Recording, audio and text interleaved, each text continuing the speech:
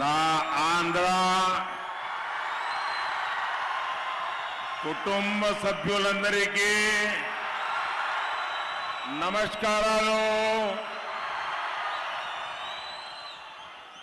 मैं तिरुपति वेंकटेश स्वामी को श्रद्धापूर्वक प्रणाम करता हूं। भक्ति धारा के संत अन्नामैया को नमन करता हूं। यहां तिरुपति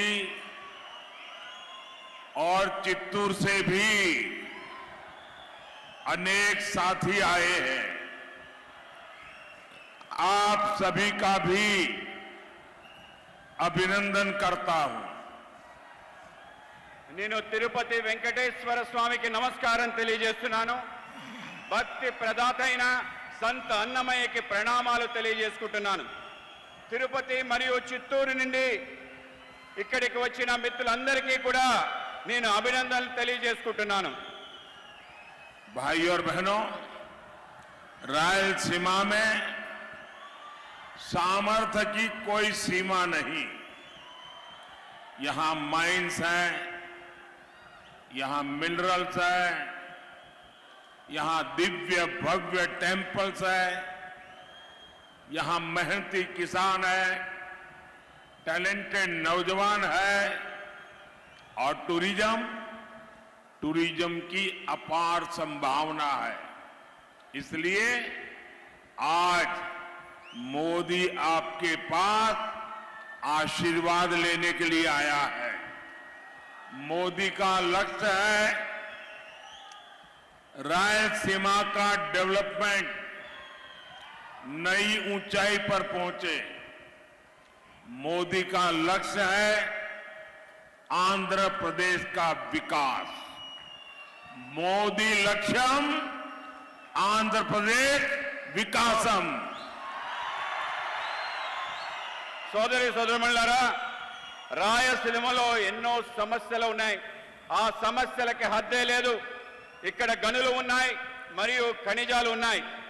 ఇక్కడ భవ్యమైన దివ్యమైన దేవాలయాలు ఉన్నాయి।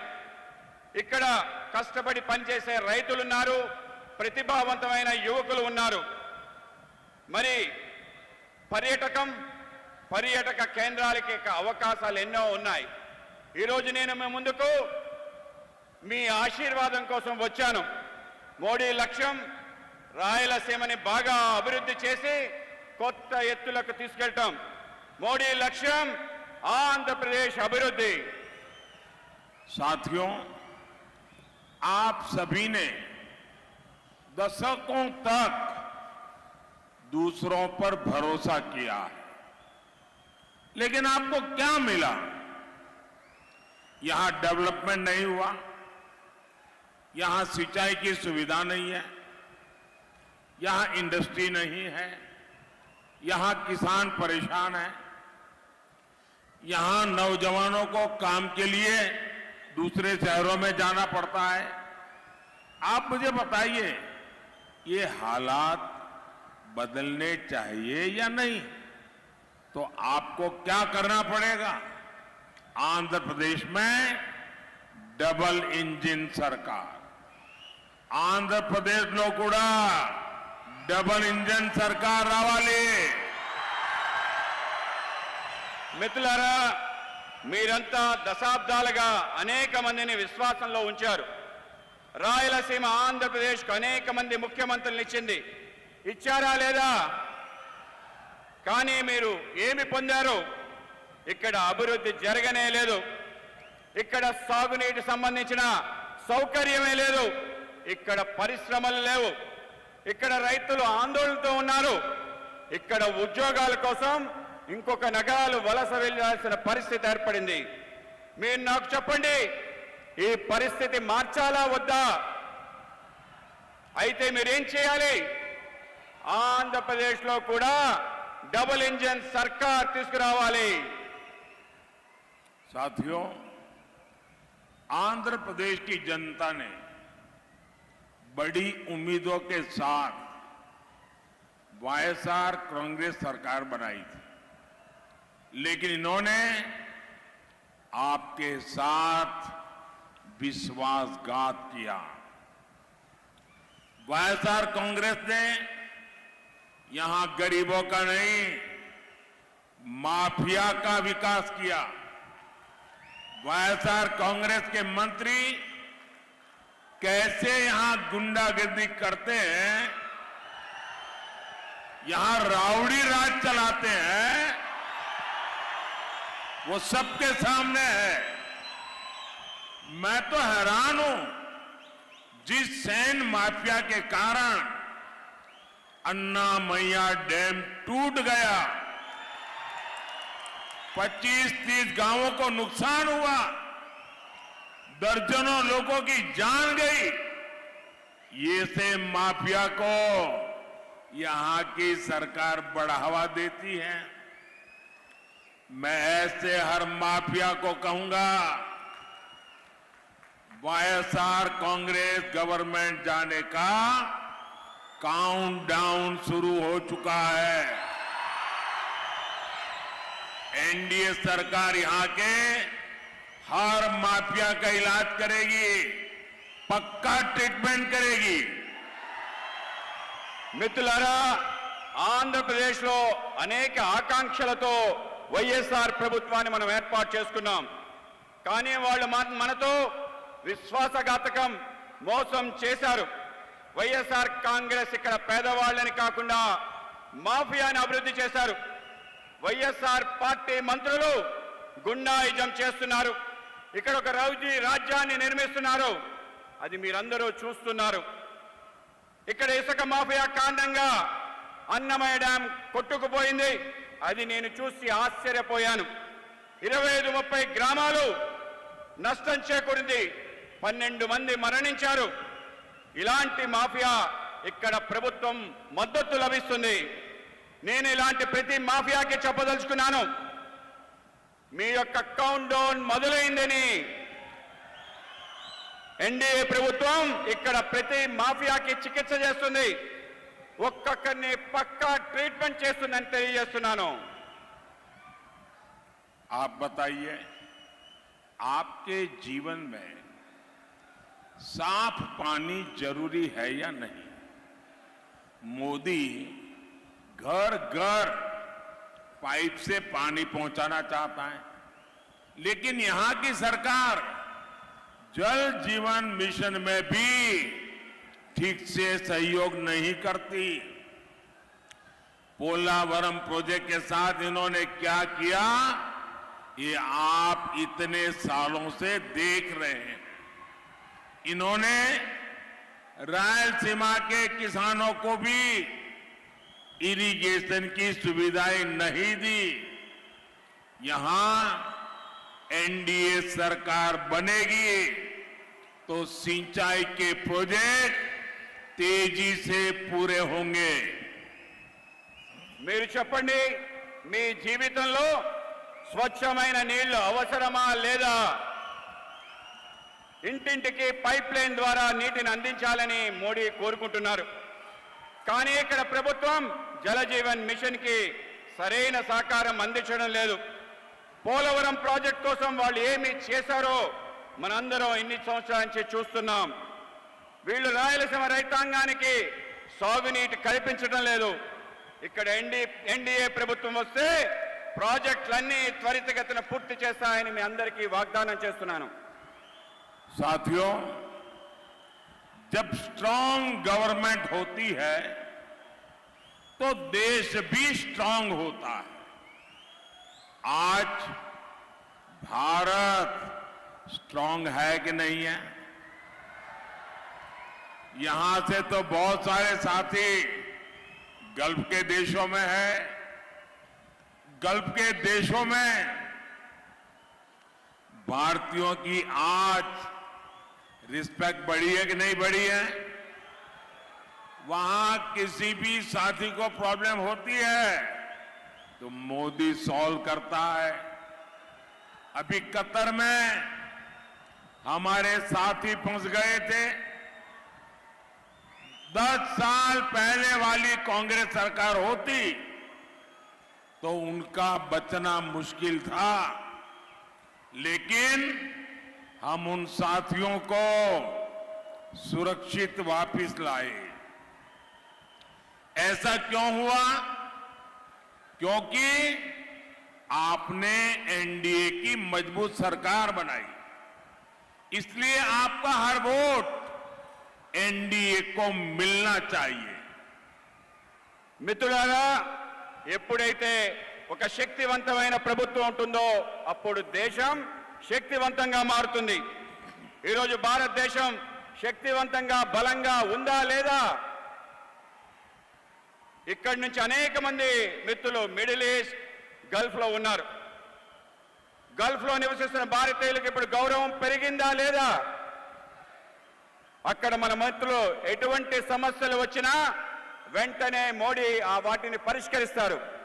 ఈ మధ్య ఖతార్లో మన సోదరులు చిక్కుకున్నారు.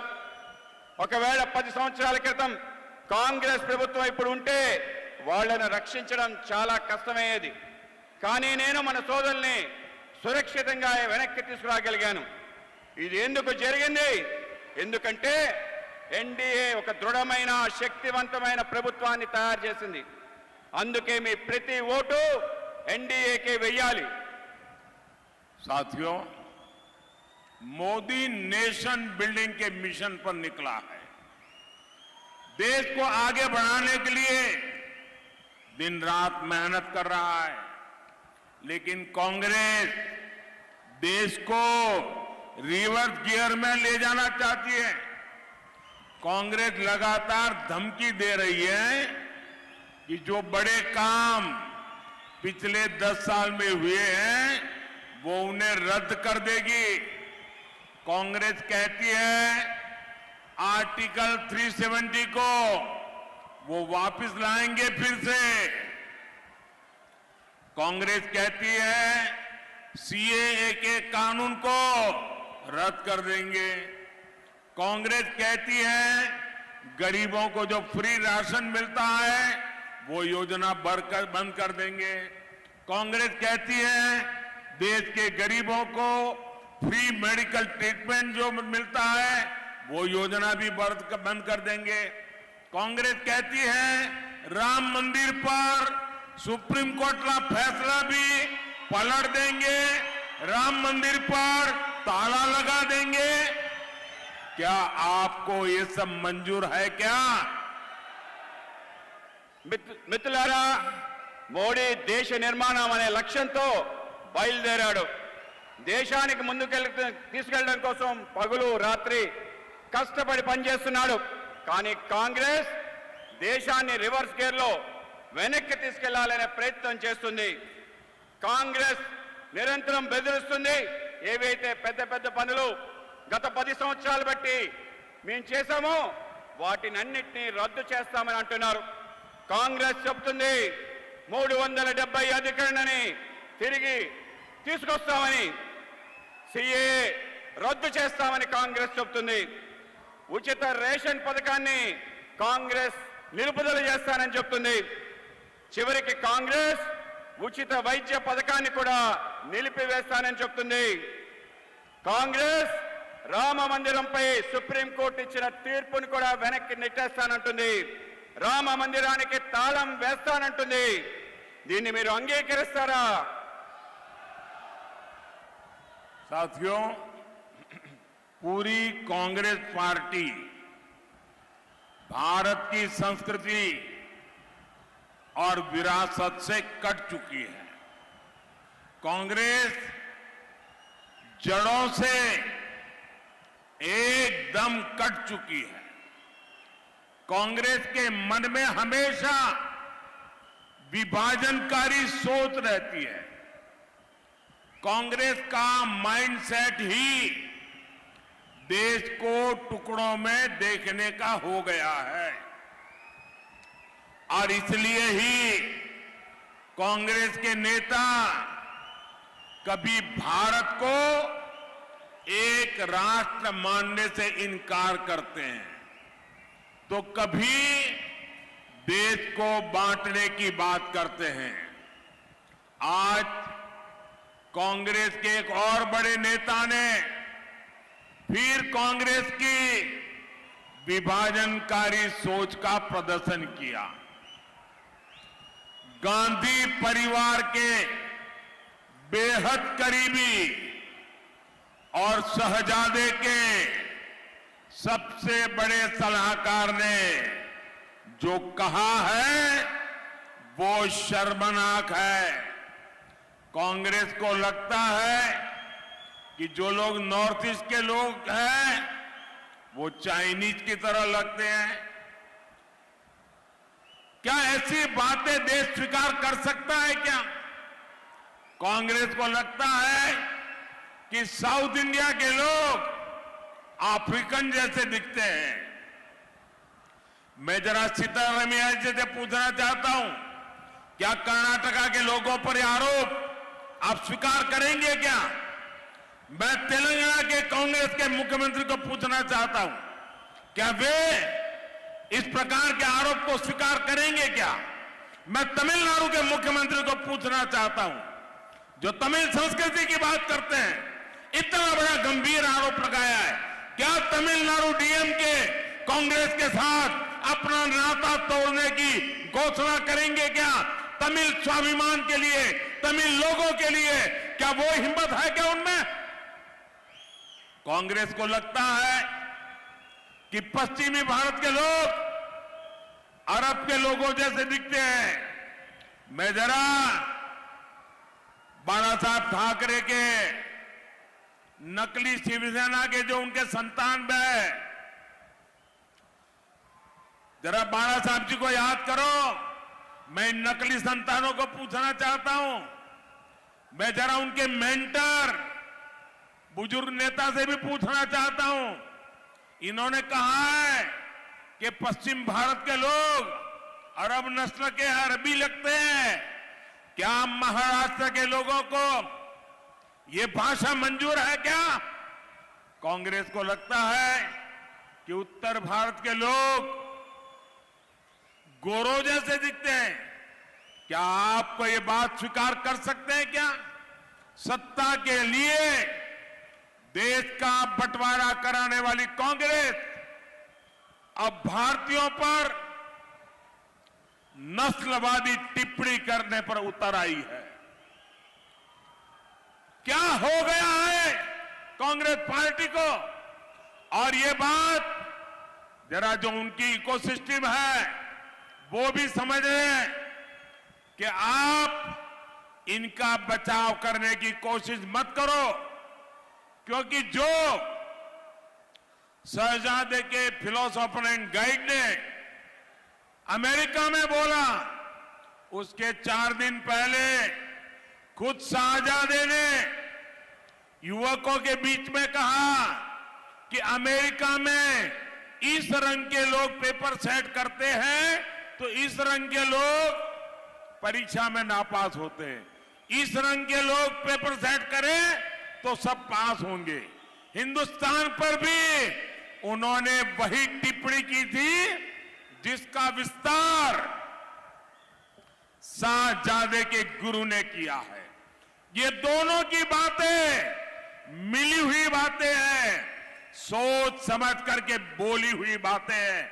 और मैं पूरी कांग्रेस पार्टी पर, शहजादे पर, इस शाही परिवार पर गंभीर आरोप लगाता हूं।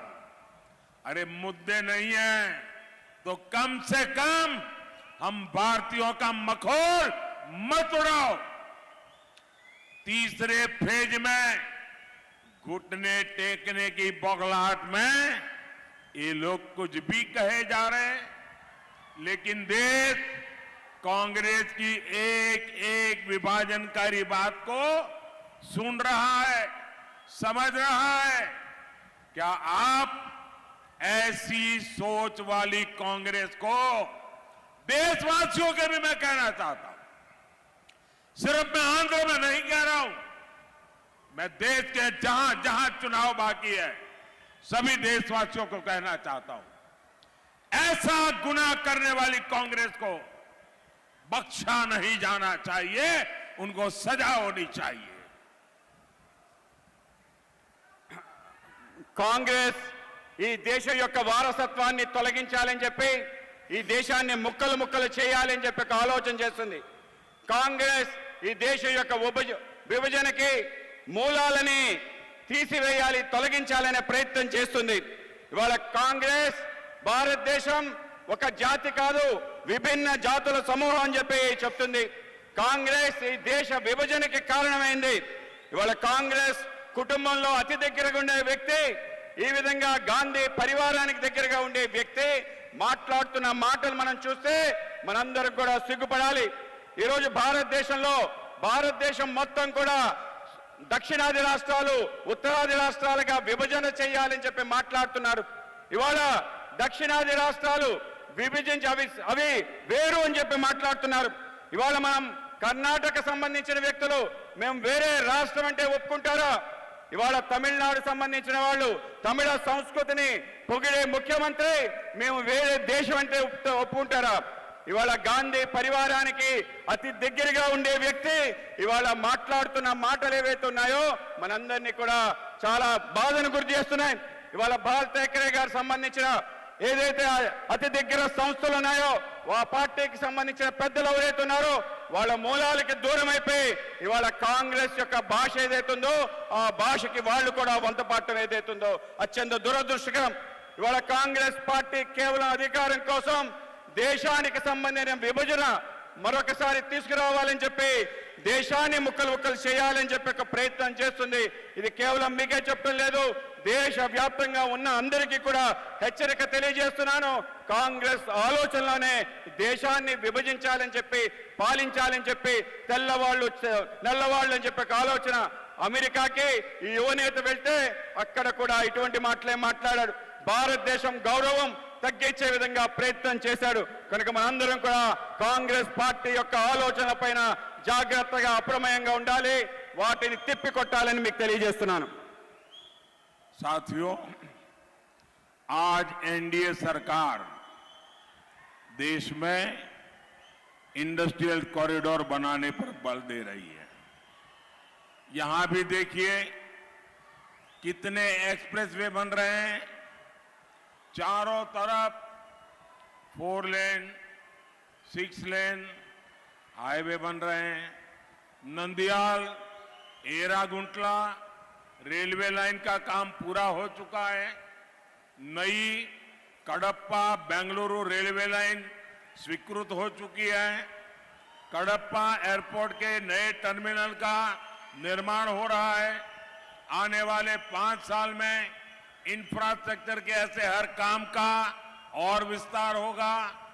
बीजेपी ने घोषणा की है कि साउथ में भी बुलेट ट्रेन चलाई जाएगी. आप मुझे बताइए, आंध्र प्रदेश में बुलेट ट्रेन चलनी चाहिए कि नहीं चलनी चाहिए? మిత్రులారా, నేడు దేశంలో పారిశ్రామిక కారిడార్ల నిర్మాణకు ఎన్డీఏ ప్రభుత్వం పెద్దపీట వేస్తుంది. ఇది కూడా చూడండి, దేశంలో అనేక రకాలుగా ఎక్స్ప్రెస్ హైవేలు నిర్మాణం అవుతున్నాయి. అన్ని వైపులా 4 లైన్లు 6 లైన్లు జాతీయ రహదారులు నిర్మాణం అవుతున్నాయి. ఇక్కడ నంద్యాల ఎర్రకుంట్ల రైల్వే లైన్లు పనులు పూర్తయ్యాయి.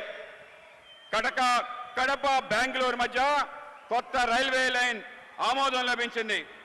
కడప విమానాశ్రయానికి కొత్త టెర్మినల్ నిర్మాణంలో ఉంది. రాబోయే 5 సంవత్సరాల్లో మౌలిక సదుపాయాల పనులు మరింతగా విస్తరిస్తాయి. బీజేపీ ప్రకటిస్తుంది ఏమిటంటే దక్షిణాది రాష్ట్రాలకు కూడా బుల్లెట్ ట్రైన్ కావాలని. మీరు నాకు చెప్పండి, ఆంధ్రప్రదేశ్కి बुलेट ट्रेन कावाला वद्दा? साथियों, रायलसीमा के किसानों का जीवन सिर्फ और सिर्फ एनडीए सरकार ही बदल सकती है। यहां टमाटर बहुत उगाया जाता है। आने वाले 5 साल में हम टमाटर जैसी सब्जियों के लिए स्पेशल स्टोरेज के क्लस्टर बनाने जा रहे हैं। पुलिवेंदुला में बनाना प्रोसेसिंग क्लस्टर से किसानों और नौजवानों को बहुत लाभ हो रहा है। आने वाले 5 सालों में फूड प्रोसेसिंग इंडस्ट्री का विस्तार होगा। इसमें भी एफपीओ यानी फार्मर प्रोड्यूसर ऑर्गेनाइजेशन को मदद दी जाएगी। మిత్రులారా, రాయలసీమలో రైతుల జీవితాన్ని కేవలం ఎన్డీఏ ప్రభుత్వం మార్చగలుగుతుంది. ఇక్కడ టమాటా పంటను విస్తారంగా పండిస్తారు. రాబో 5 సంవత్సరాల్లో మేము టమాటో మరియు ఇతర కూరగాయల కోసం ప్రత్యేక శీతల గిడ్డంగులు క్లస్టర్లను సృష్టించబోతున్నాం. పులివెందుల్లో అరటి పండు ప్రాసెసింగ్ క్లస్టర్ల వల్ల రైతుకు యువతకు లబ్ధి చేకూరుతుంది. రానున్న 5 సంవత్సరాల్లో ఫుడ్ ప్రాసెసింగ్ రంగంలో మరింతగా విస్తరిస్తుంది. ఇందులో కూడా ఎఫ్పిఓ రైతు ఉత్పాదక సంస్థలకు సహకారం అందించబడుతుంది. एनडीए के जितने भी हमारे ये कैंडिडेट है, एमएलए का चुनाव भी साथ साथ है। हमारे सभी एमएलए के जो उम्मीदवार हैं, आप सबसे मेरा आग्रह है, इस क्षेत्र के कल्याण के लिए इन सबको विजयी बना करके भेजिए। इनके अलावा राजमपेट लोकसभा सीट से भाजपा प्रत्याशी मेरे मित्र किरण कुमार रेड्डी, चित्तूर लोकसभा सीट से टीडीपी प्रत्याशी प्रसाद राव, तिरुपति लोकसभा सीट से बीजेपी प्रत्याशी वारा प्रसाद राव, कड़प्पा लोकसभा सीट से टीडीपी प्रत्याशी भूपेश रेड्डी, इन मेरे सभी साथियों को जिता करके दिल्ली भेजिए। और जब आप इनको वोट देंगे ना, तो वोट दिल्ली में सीधा मेरे खाते में जमा होगा।